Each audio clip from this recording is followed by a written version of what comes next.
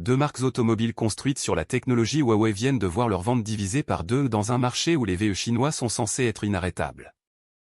Voici ce qui m'a arrêté net cette semaine, Avatra et Zigil, deux marques lancées avec le nom de Huawei, les puces de Huawei, et les boutiques Huawei derrière elles ont chacune affiché une baisse des ventes d'environ 50% au premier semestre 2026 par rapport à la même période un an plus tôt.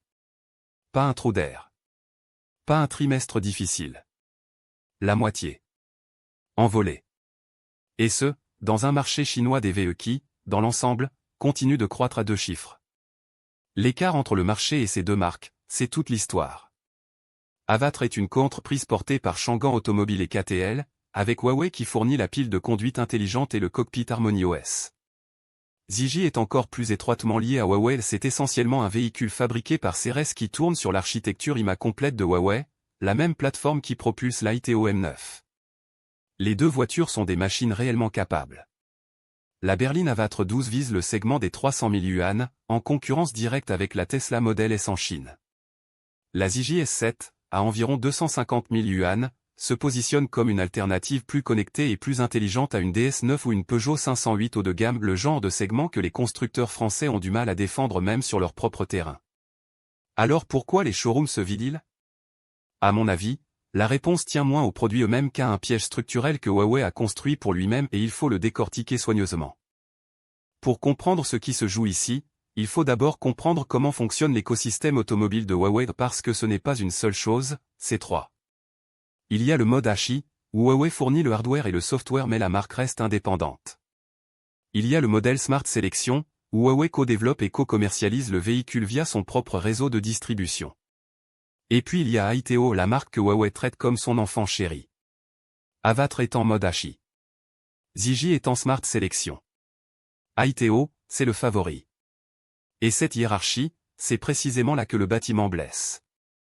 Quand les vendeurs de Huawei ont le choix entre pousser une Aiteo M9 qui génère de meilleures marges et reflète directement l'image de la marque Huawei et pousser une Zigil S7, laquelle pensez-vous obtient le plus de temps en salle d'exposition?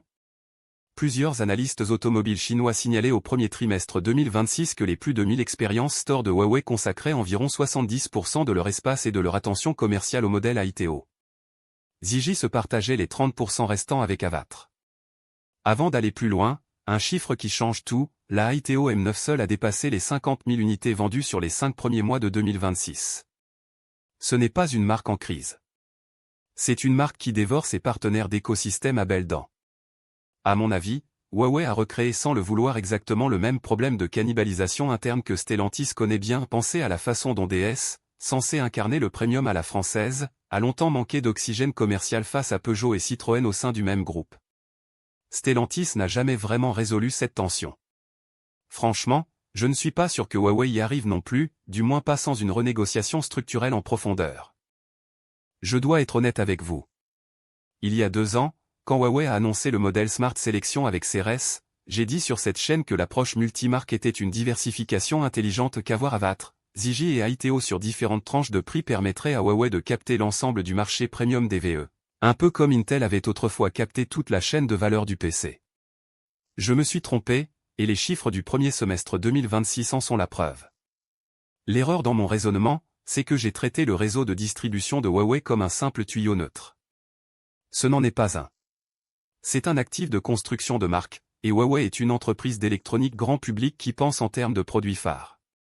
Huawei ne gère pas un portefeuille comme le ferait un constructeur automobile traditionnel, Renault avec ses gammes Logan, Mégane et Espace, ou Stellantis jonglant entre Peugeot, Citroën et DS. Huawei fait des lancements de flagship. Et en ce moment, le M9, c'est le flagship. Un point, c'est tout. Mais il y a une deuxième histoire cachée dans ces chiffres de vente et celle-là est franchement plus inquiétante pour Avatra en particulier. Le déclin d'Avatra ne s'explique pas uniquement par la concurrence interne.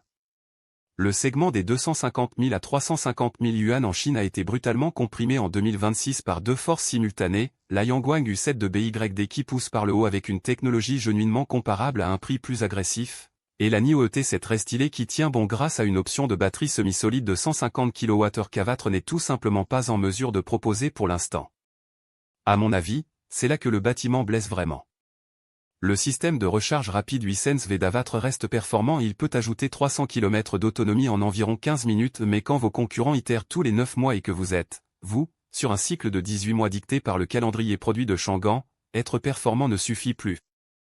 Alors, où tout cela nous mène-t-il? À mon avis, 3 éléments précis vont déterminer si Avatra et Ziggy se redressent ou glissent vers l'irrelevance d'ici fin 2027. Premier point, regardez si Huawei renégocie les conditions commerciales du programme Smart Selection avant le 4e trimestre 2026. Ceres, le constructeur derrière Ziggy, est une société cotée en bourse. Si ses marges continuent de se comprimer pendant qu'AITO capte les volumes, le partenariat devient intenable.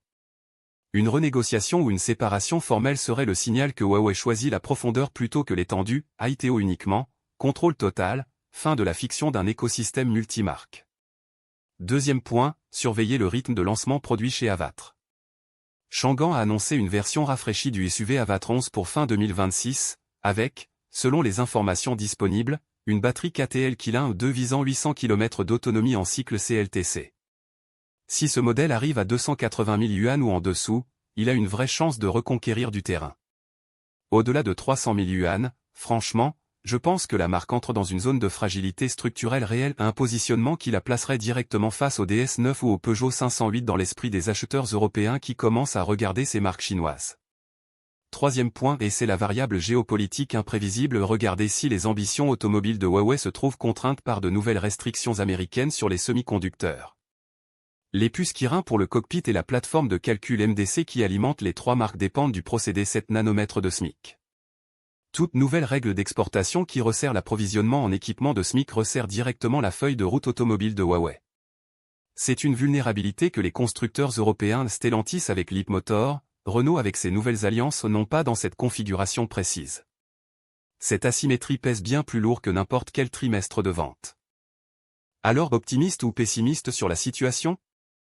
Voici où j'en suis, c'est un piège d'écosystème, pas une condamnation à mort pour les marques concernées, mais Huawei a peut-être 12 mois pour prouver la différence. 3 choses à retenir de tout ça. Première, la chute de 50% des ventes chez Avatra et Ziggy n'est pas un problème de qualité produit, c'est un problème d'attention commerciale, causé par AITO qui cannibalise ses propres partenaires à l'intérieur des boutiques Huawei. C'est exactement le défaut structurel que Stellantis n'a jamais vraiment résolu entre Peugeot, Citroën et DS quand les marques d'un même groupe se marchent dessus en concession. Deuxième, Avatra fait face à une deuxième menace, indépendante de Huawei, le segment de la recharge rapide Hisense va se densifier à toute vitesse, et un cycle produit de 18 mois est beaucoup trop lent quand NIO et BYD renouvellent tous les 9 mois. Pour mettre ça en perspective, le Peugeot EO 3008 a mis des années à se positionner sur ce segment, et il est déjà rattrapé. Troisième, l'indicateur le plus important à surveiller, c'est de savoir si Ceres renégocie publiquement ses conditions Smart Selection d'ici le premier trimestre 2027. Si c'est le cas, le modèle multimarque de Huawei est, en pratique, terminé. Maintenant, voici la question que je vous pose en commentaire, si vous dirigiez Changan, est-ce que vous miseriez davantage sur le partenariat Huawei, ou est-ce que vous commenceriez à construire votre propre stack logiciel, comme BYD l'a fait? Parce que c'est exactement le débat que le conseil d'administration de Changan a en ce moment et franchement, c'est aussi la question que Renault aurait dû se poser bien avant de quitter la Chine en 2020.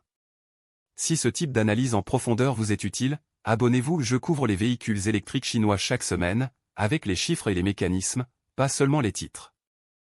Si vous dirigiez Changan aujourd'hui, resteriez-vous dans l'écosystème Huawei ou construiriez-vous votre propre stack logiciel en interne?